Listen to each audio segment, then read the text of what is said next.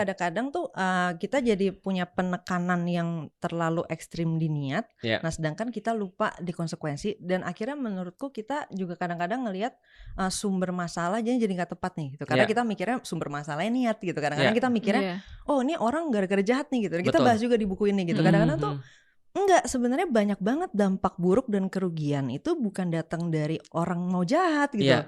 Ya kayak tadi misalnya kita nggak ada niat buruk nih ke Iya. anak atau ke cucu atau ke sepupu apa, tapi nasihat kita nih kita nggak lihat konsekuensinya apa secara di faktanya benerannya kayak gimana. Ternyata faktanya itu sebenarnya buruk gitu. Iya. Nah tapi dampak buruk itu nggak ke-track lagi kan. Karena kita Gara-gara cuma itu berhentinya tadi. di niat tadi gitu. Jadi Hmm. kadang-kadang aku ngelihat kita tuh kurang aware dengan masalah kesalahan dalam melihat konsekuensi dibandingkan dengan masalah yang datang dari niat jahat gitu. Jadi kadang-kadang kita ngelihatnya tuh cuman ketika niatnya jahat. Iya. Jadi misalnya orang mau merampok, kita tahu itu masalah nih karena orang itu mau merampok, tapi kita nggak ngitung kerugian-kerugian lain yang terjadi gara-gara orang sebenarnya niatnya nggak gitu, tapi terjadinya gitu. Iya. Karena inkompetensi sama kebodohan. Iya, Kan? Nah, inkompetensi itu terjadi atau barusan. kesalahpahaman Niat juga realitasnya sama. itu tadi. Itu niatnya pengen memfasilitasi anak-anak muda untuk bisa berkarya lebih lanjut di dunia politik. Yang mana ini? Yang ada paman, kepancing sih? yang ada pamannya itu. Oh iya.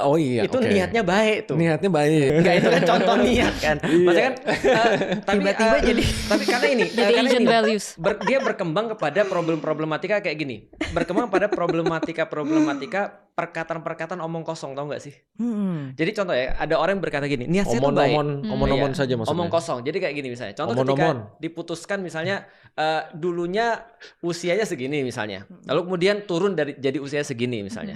Lalu ketika dimintai klarifikasi dia bilang apa? Ini untuk memfasilitasi anak-anak muda agar bisa berkarya di dunia politik gitu kan ya. Ini ada semua orang bisa untuk daftar kok gitu kan ya. Kita semua tahu itu omong kosong sebenarnya.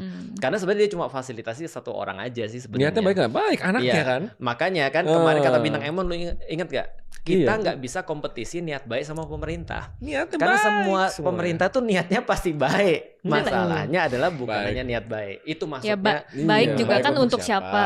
Nah, Kan itu kan Iya, bukan kalau ya. itu bisa Baik jadi untuk niatnya apa? memang. Ya karena kalau bapak yang baik ya pasti mikirin keluarganya lah. Karena kalau dipikir secara filosofis ya, semua orang, even orang paling jahat di dunia itu niatnya baik. Belum tentu sih, Re. Baik.